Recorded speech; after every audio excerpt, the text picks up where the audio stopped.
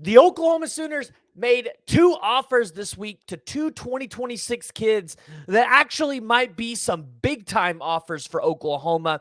And I think everybody is missing the point around some of these 2026 offers, missing the foundation behind these 2026 offers. And that's what we're here to talk about today.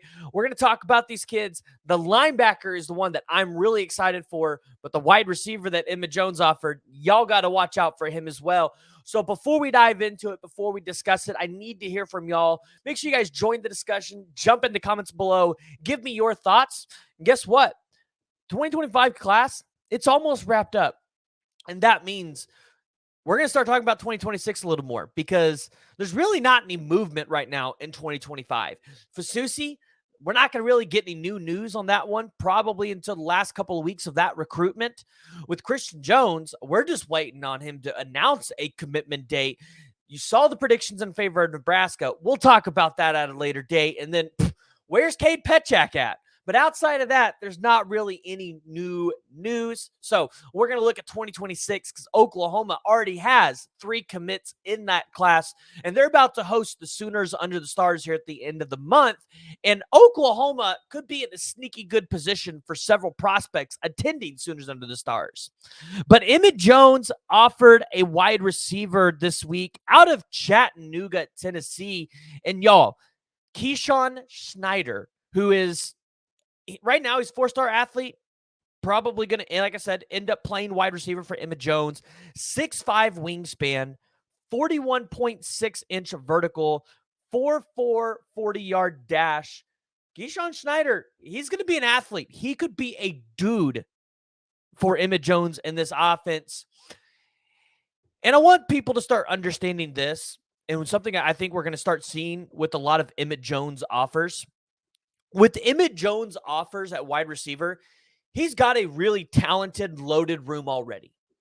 And so one thing that I think a lot of Oklahoma fans are missing when you look at some of these 2026 offers and maybe even some 2027 offers, I think we're going to start seeing smaller offer classes in terms of how many they're giving out. Additionally, I think we're going to see smaller classes in general because Oklahoma is going to start pulling in the elite of the elite talent once their proof of concept hits. Brent Venables and the staff is heading into their 3rd season this year, which means we're about to start seeing some of the guys that they've recruited, they have developed, hit the NFL. So if Emmett Jones puts out 1 or 2 first-round wide receivers, shoot, we don't even have to say first round, receivers in the first 3 rounds, you're going to see Oklahoma take a huge step forward with a lot of wide receivers in the recruiting trail. Same thing for Todd Bates, who actually is tagging alongside Emmett Jones in this recruitment. Todd Bates put proofs of concept on the defensive side of the ball on that line, which he did at Clemson, but he hasn't really done it at Oklahoma in terms of putting guys into the league high. You're going to see Todd Bates really become a force on the recruiting trail at Oklahoma like he was at Clemson. And so in turn, you're going to see probably what they did at Clemson happen at Oklahoma. When they start becoming more confident in landing the elite of the elite talent, they might stop offering everybody and their mother and have a shorter offer list, but they'll also have a greater chance at landing some of those guys. I mean, Clemson's still doing it at a high level post Bates and Venables. Imagine if Oklahoma turns into that. And they're definitely tracking that direction. Now, going back to Kesan Schneider, looking at him, again, 4-star wide receiver, 6 foot, 175 pound. And again, you like that wingspan. You like the size there. I was looking at his stats. Again, this is a guy that had, I believe, an all-purpose yards of 111. Rushing, he had 222 yards. Receiving, 687 yards, 10 touchdowns through the receiving game. This is a guy that, in Emmett Jones' system, he's going to be an absolute dude.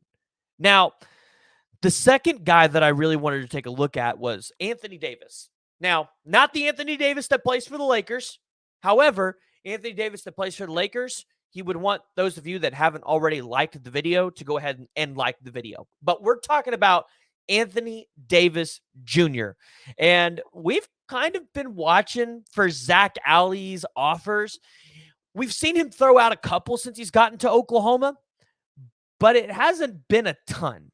So we're kind of trying to still get an idea of who are the guys that Zach Alley likes, who are going to be the guys that Zach Alley goes after.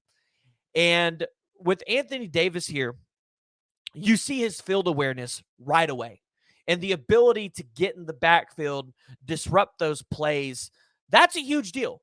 Now, I'm going to be curious to see how Zach Alley develops linebackers at Oklahoma, especially since we're calling him to be a mini Brent Venables. Is he going to develop and coach linebackers the same way Brent Venables was? And does Brent Venables still have a key crucial hand into linebacker coaching / recruiting, or does he let kind of Zach Alley take it all over? But Anthony Davis, 6'2", 200 pounds. He's out of Grayson High School in Loganville, Georgia. Now, he's got a total of 30 offers. And again, I always tell you guys, offers matter. Who are the schools going after him? Auburn, Ohio State, Oregon. He's got USC in there, but not really sure we're afraid of USC. He's got Michigan, Notre Dame, Tennessee, Texas A&M, Penn State. He's got all the offers outside of Georgia that you really look for. So I look at Anthony Davis Jr. and say Oklahoma in 26 probably needs to take at least 2.